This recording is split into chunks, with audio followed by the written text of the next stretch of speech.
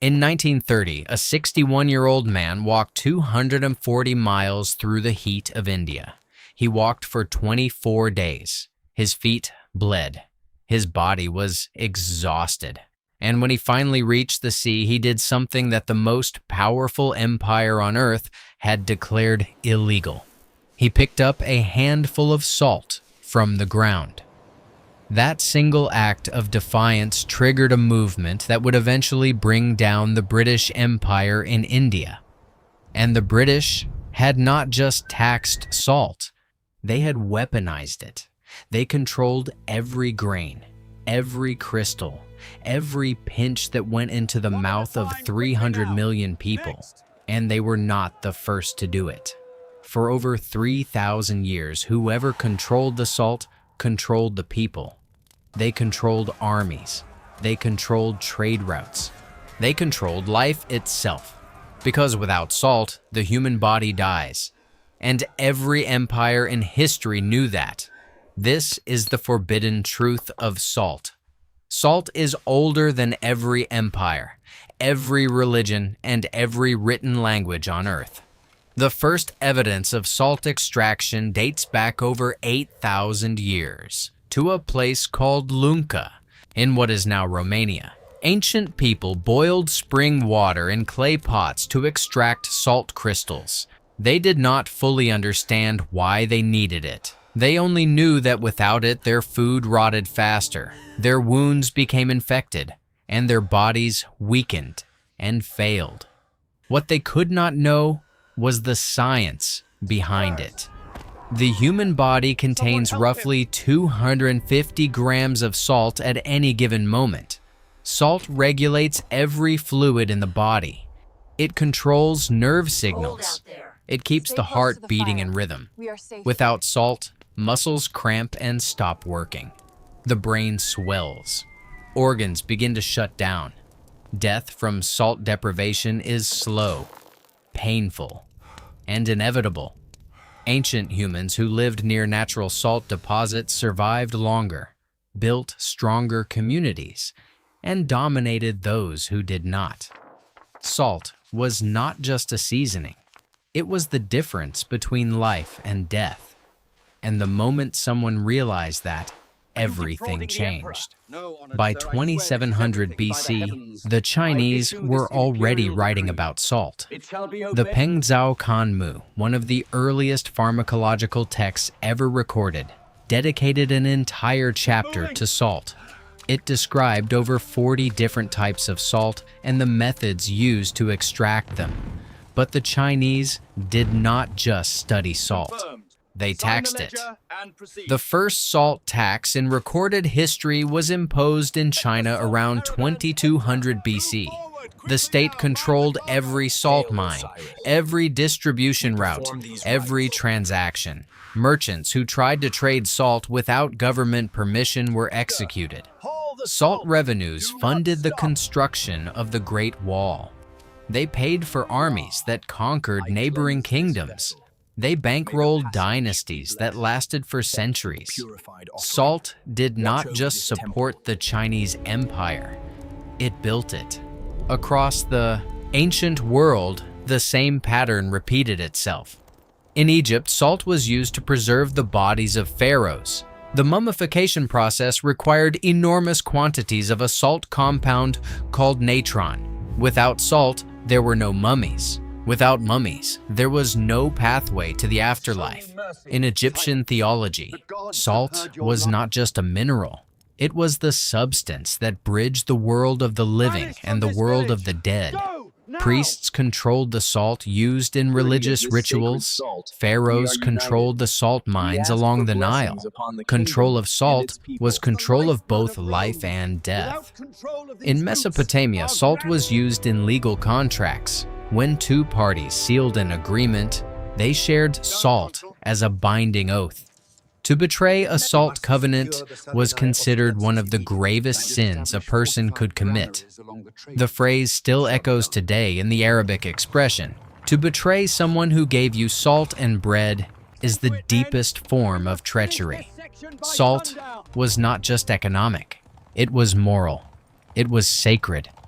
and empires built entire legal and religious systems around it. No empire understood the power of salt better than Rome. The city of Rome itself was built near one of the most important salt flats in the ancient Mediterranean, at the mouth of the Tiber River. This was not a coincidence. The early Romans recognized that controlling the nearby salt production meant controlling the most essential commodity in the region. The Via Salaria, the Salt Road, was one of the oldest roads in Roman history. It stretched from Rome to the Adriatic coast, cutting through mountains and valleys. Built specifically to transport salt from the coast into the interior of Italy, Roman soldiers were partially paid in salt. The Latin word for salt is sol. The word salary comes directly from it. When we say today that someone is worth their salt, we are speaking a language that is over 2,000 years old. But Rome did not just pay its soldiers in salt, it used salt as a weapon of war.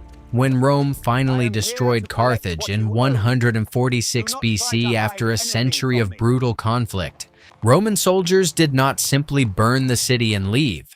According to historical accounts, they salted the earth around Carthage. They poured salt into the soil to ensure that nothing would ever grow there again. Whether every detail of this account is historically accurate remains debated by scholars. But the symbolism was clear and deliberate. Salt was the ultimate instrument of destruction.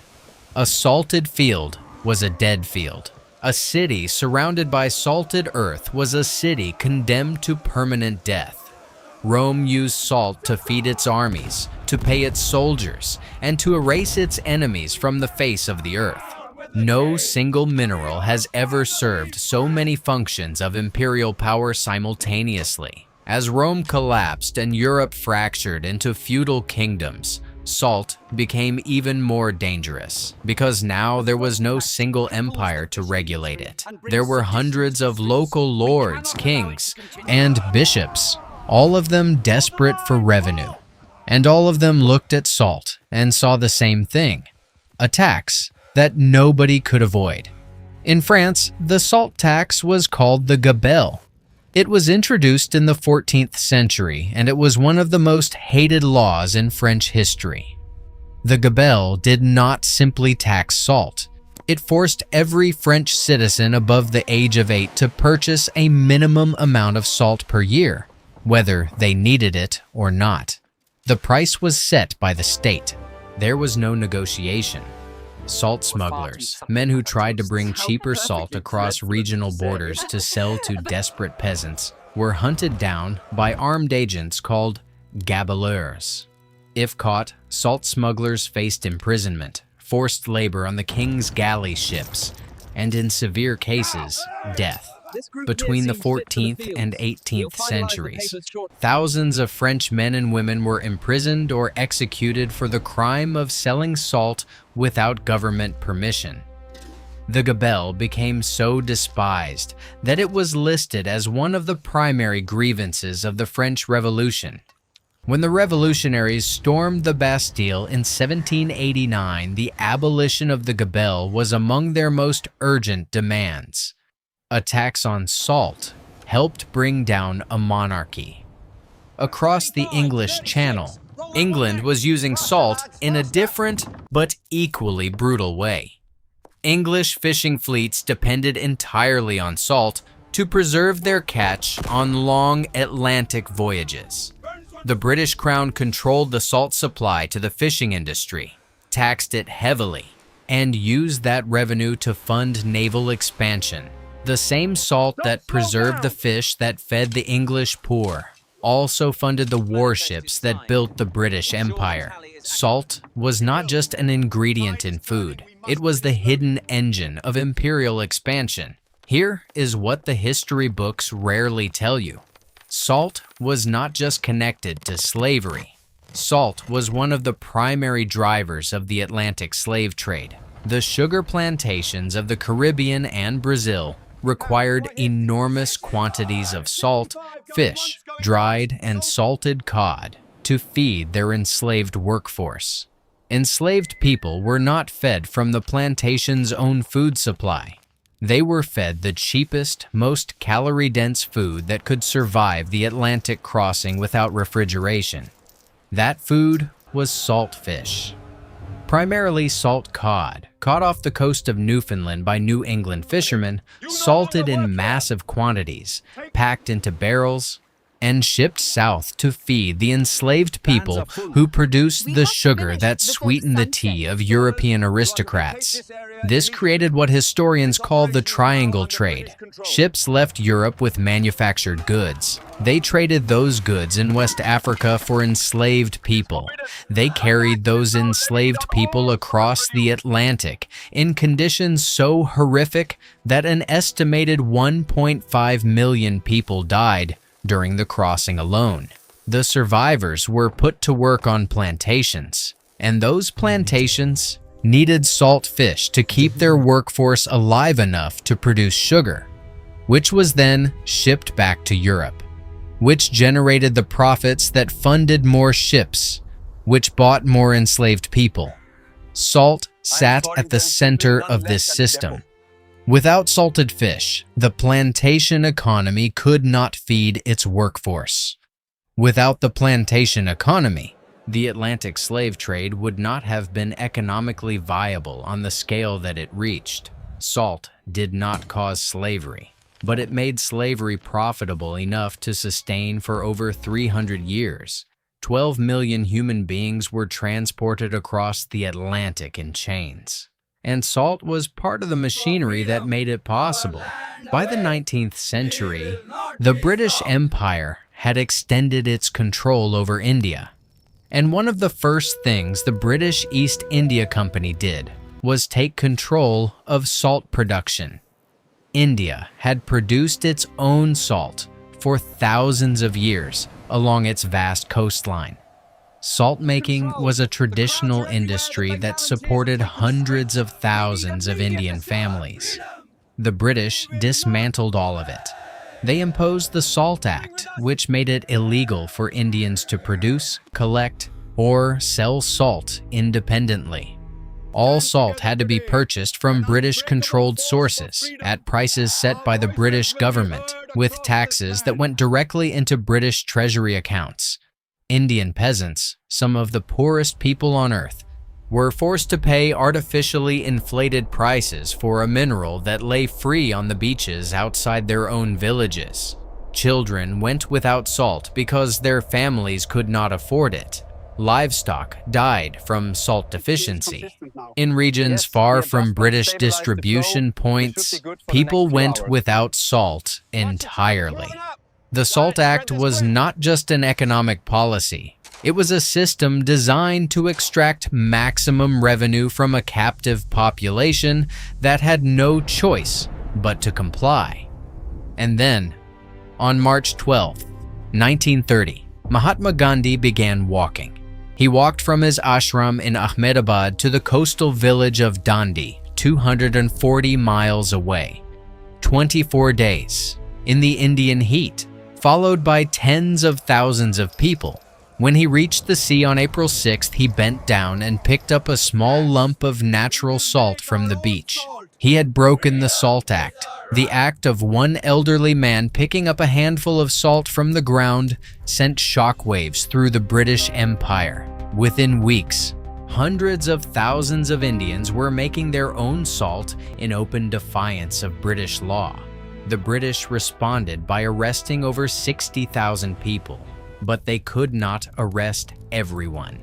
The Salt March did not immediately end British rule in India, but it demonstrated something the empire had refused to believe: that a people willing to march 240 miles for the right to pick up salt from their own beaches could not be governed by force forever.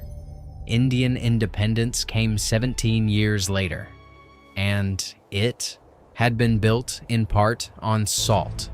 Today, the world produces over 300 million tons of salt every year. It is the most widely produced mineral on Earth. But less than 6% of all salt produced globally is used for food. The rest goes into chemical manufacturing. water treatment, road de-icing, and dozens of industrial processes that keep the modern world functioning.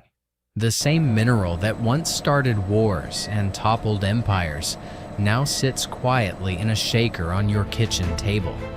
Cheap, abundant, taken completely for granted.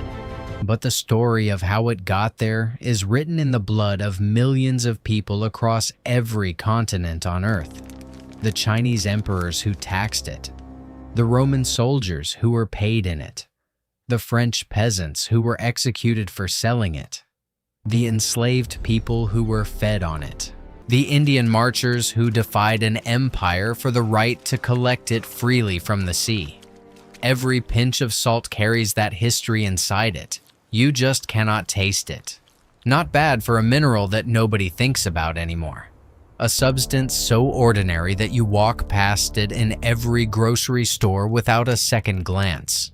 Salt built the first cities. It funded the first empires. It preserved the dead and fed the living.